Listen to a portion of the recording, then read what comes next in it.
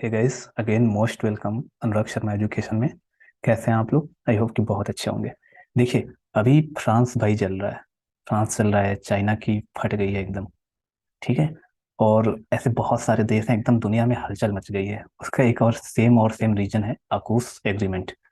ये जो आकूस समझौता है ना, पूरे देश में खलबली मचा के देख रख दे रहा है। खास करके हिंद प्रशांत क्षेत्र में तो एकदम खलबली ही मच गई है।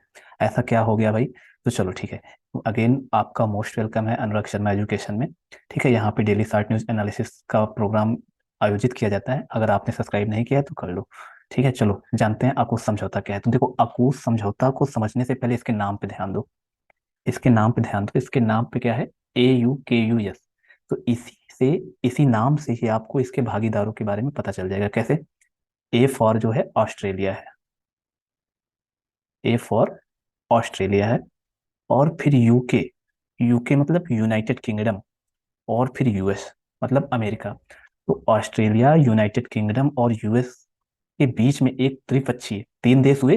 तीन देश हुए तो तीन देश होने पे उसको त्रिपक्षीय समझौता कहते हैं। या फिर इसको बहुपक्षीय भी कह सकते हैं।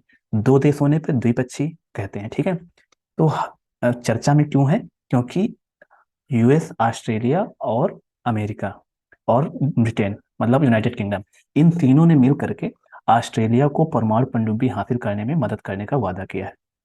और इसी समझौते को AUKUS कहते हैं। तो परमाणु पनडुब्बियां खरीदने में ये मदद करेगा। अब थोड़ा और आगे चलते हैं, देखते क्या है।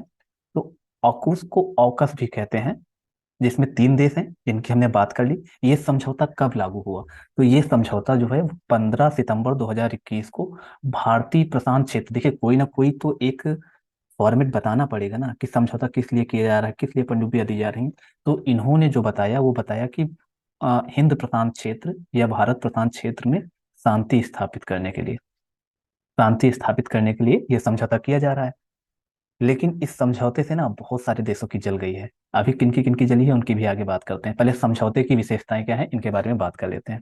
देखो, क्वाड क्वाड भी चार देशों का समूह है, जिसमें अपना देश भारत भी शामिल है। तो क्वाड धारणा के विपरीत जो ये AUKUS समझौता है, ये हिंद प्रशांत क्षेत्र में स्पष्ट रूप से घोषित एक सैन्य गठबंधन है।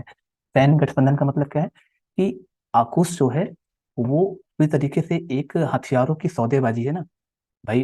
ब्रिटेन और अमेरिका मदद करके ऑस्ट्रेलिया को हथियार सप्लाई करेंगे, परमाणु पनडुब्बियां सप्लाई करेंगे, जिससे क्या है कि हिंद प्रशांत क्षेत्र जो है पूरा, उस पे जो है ऑस्ट्रेलिया का दबदबा बढ़ेगा।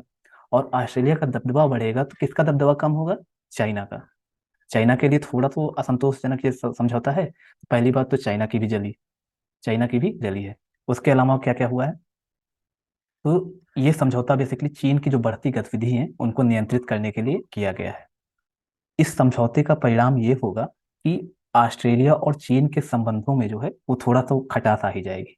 खटास आना लाजमी है, क्योंकि चीन का दुश्मन जो है अमेरिका है। और अमेरिका और यूनाइटेड किंगडम ये दोनों नाटो के सदस्य हैं। नाटो के सदस्य हैं यूरोपियन यूनियन वगैरह। तो नाटो के सदस्य होने की वजह से इन सब की तो अपनी अलग ही खिचड़ी पकती रहती है।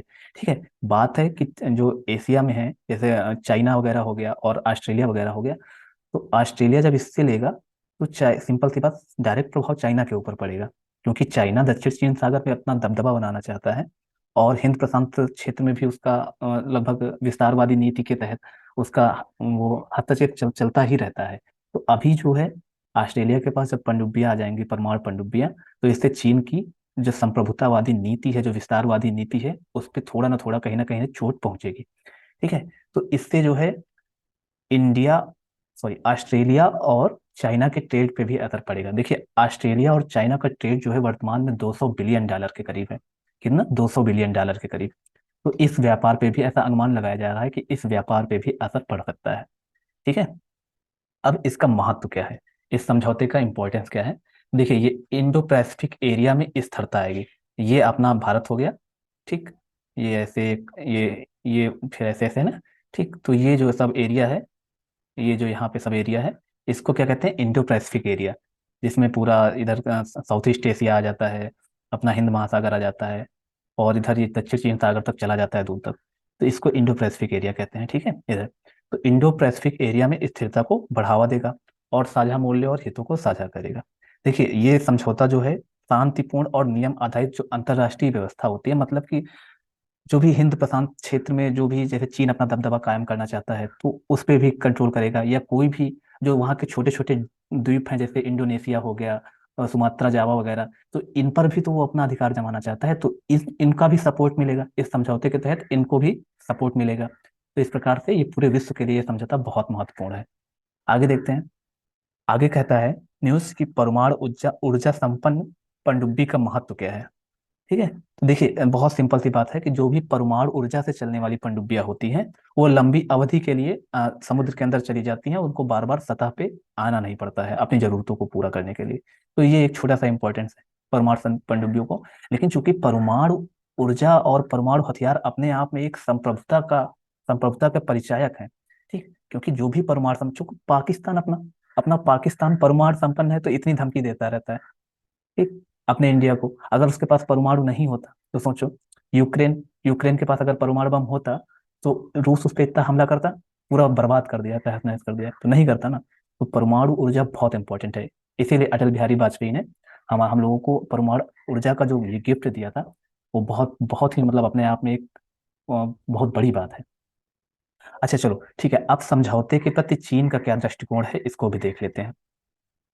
देखो, इस समझौते के प्रति चीन ने तो भाई चिंता व्यक्त की है। सी जिनपिंग जी को कोरोना आ गया, उन्होंने कहा कि ऐसा है मुझे कोरोना हो जाएगा अगर ये समझौता हुआ। उन्होंने कहा कि देखिए, ये जो क्षेत्रीय शांति की बात कर रहे हो आप, ये पूरी तरीके से गलत है। इस समझौते से क्षेत्रीय अशांति जरूर हो जाएगी, क्षेत्र में अशांति जरूर हो जाएगी। क्षेत्रीय शांति एवं स्थिरता के लिए उन्होंने खतरा बताया है। और चीन के पास तो पहले से ही परमाणु ऊर्जा से चलने वाली पनडुब्बियां हैं, ठीक है। और इसके अलावा अब हो रहा है कि देखिए, ऑस्ट्रेलिया के पास अगर आ जाएंगे तो ऑस्ट्रेलिया की जो नौसैनिक क्षमता है उसमें वृद्धि हो जाएगी। तो कहीं ना कहीं जो शक्ति का संतुलन है वो थोड़ा तो बनेगा। तीन ध्रुव पे शक्ति का संतुलन हो जाएगा, इधर जो है आपका चाइना, इधर ऑस्ट्रेलिया और इधर इंडिया। तो इस प्रकार से इंडिया, चाइना, ऑस्ट्रेलिया, तो इस प्रकार से देखा जाए तो ये एक शक्ति का संतुलन थोड़ा थोड़ा हो जाएगा। और ये जरूरी भी, मुझे लगता है कि ऐसा जरूरी भी है। भारत पर क्या प्रभाव पड़ेगा इस समझौते का। तो देखो, भारत पे तो इसका पॉजिटिव इम्पैक्ट देखा जा रहा है, लेकिन बहुत सारे विद्वान जो है वो थोड़ा इसका निगेटिव इम्पैक्ट भी मतलब समझ रहे हैं। कि देखिए, आकूस जो है, वो आकूस, भारत जो है आकूस का सदस्य नहीं है, तो ये इंपॉर्टेंट है। ये इंपॉर्टेंट है और प्रीलिम्स में पूछ सकता है कि निम्नलिखित में से कौन कौन से देश आकूस के सदस्य हैं, या आकूस के सदस्य देशों का मिलान करिए, ऐसा कुछ कर देता है ना, तो इस तरह से क्वेश्चन बन सकते हैं। तो एक स्टेटमेंट ये भी हो सकता है कि भारत आकूस का सदस्य है कि नहीं, तो भारत आकूस का सदस्य नहीं है। आकूस के प्रति कथित उदासीनता के बावजूद भारत आकूस व्यवस्था से लाभ प्राप्त कर सकता है। कैसे कर सकता है। देखो, चीन की जो घेरे की नीति है, चीन क्या करता है कि चीन पूरे विश्व में जगह जगह अपने सैनिक अड्डों का निर्माण कर रहा है और पूरे विश्व को वो घेरने की कोशिश कर रहा है, ठीक है। अभी हाल ही में जो श्रीलंका का क्राइसिस जो आया, उसके लिए कहीं ना कहीं रिस्पॉन्सिबल चीन ही है, ठीक है। दुनिया में बहुत सारे जगहों पे इसने निवेश कर रखा है, और ये एक घेरे की नीति, मतलब संपूर्ण विश्व को एक अपने चारों तरफ से घेरना चाहता है। तो घेरे की नीति के संबंध में भारत की चिंताओं को आकूश द्वारा आंशिक रूप से कम किया जा सकता है। कैसे कम किया जा सकता है। क्योंकि अब जो है, चाइना जो है वो ऑस्ट्रेलिया के आसपास के क्षेत्र में या हिंद महासागर क्षेत्र में उसकी जो गतिविधियां हैं वो थोड़ा कम हो जाएंगी, क्योंकि अब ऑस्ट्रेलिया के पास भी परमाणु संपन्न पनडुब्बियां रहेंगी और इधर इंडिया के पास रहेंगी, तो चाइना जो है अपना दबदबा कम करेगा ना। उसके अलावा, हालांकि इस बात की आशंका जताई जा रही है भारत के विद्वानों के द्वारा कि जो हिंद हिंद महासागर और हिंद प्रशांत का जो क्षेत्र है, ठीक है, यहाँ पे परमाणु पनडुब्बियों की संख्या बहुत ज्यादा हो जाएगी। तो परमाणु पनडुब्बियों की भीड़ हो जाएगी, तो किसी दुर्घटना की स्थिति में या किसी अन्य ऐसी स्थिति में यहाँ पे ज्यादा नुकसान की संभावना भी व्यक्त की जा रही है। अच्छा, अब विश्व में कितने परमाणु देश हैं, इसके परमाणु पनडुब्बियों से सुसज्जित देश हैं, इसके बारे में बात कर लेते हैं। तो विश्व के 6 देश जो हैं वो परमाणु पनडुब्बियों से सुसज्जित है, उनकी नौसेना। कौन कौन से देश हैं। इसमें से अमेरिका है, ब्रिटेन है, रूस है, फ्रांस है और चीन है। अभी 7वां देश जो है वो ऑस्ट्रेलिया बन जाएगा। देखिए यहाँ पे, ये हो गया अपना इंडिया, ये हो गया ऑस्ट्रेलिया, और ये हो गया ब्रिटेन, ये हो गया अमेरिका, और यहाँ पे ही फ्रांस है, ठीक है। और ये हो गया चाइना, और सॉरी, ये चाइना और ये रूस। तो इस प्रकार से देखा जाए तो टोटल वर्तमान में 6 कंट्रीज जो हैं वो परमाणु पनडुब्बियों से सुसज्जित हैं। इसके अलावा जो है, अब 7वीं कंट्री जो है ऑस्ट्रेलिया हो जाएगी। तो अब भारत में परमाणु पनडुब्बियों का इतिहास के बारे में जान लेते हैं। तो देखिए, भारत में 1987 में 43 सोवियत संघ के के चार्ली क्लास की पनडुब्बियां जो है परमाणु पनडुब्बियों को लिया गया था, और इनका जो नाम रखा भारत ने वो आईएनएस चक्र रखा था।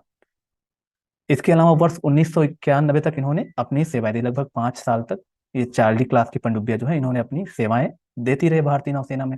उसके बाद क्या हुआ कि भारत ने वर्ष 2012 में एक और परमाणु संचालित पनडुब्बी जो है लीज पर ली, जिसका नाम जिसने रखा आईएनएस चक्र 2।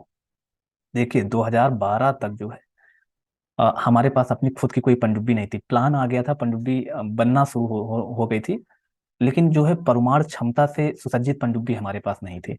तो 2009 में आईएनएस अरिहंत नाम की जुलाई 2009 में एक स्वदेशी पनडुब्बी का निर्माण किया गया। उस समय मनमोहन सिंह जी की गवर्नमेंट, मनमोहन सिंह जी ने इसका जलावतरण किया था। मतलब जलावतरण का मतलब होता है कि इसको जल में उतारा था 2009 में। उसके बाद जो है 2018 में इसमें परमाणु हथियार लॉन्च करने की क्षमता विकसित की गई। तब ये जाकर के न्यूक्लियर सबमरीन के रूप में डेवलप हो गई। ओके, चलो आगे चलते हैं।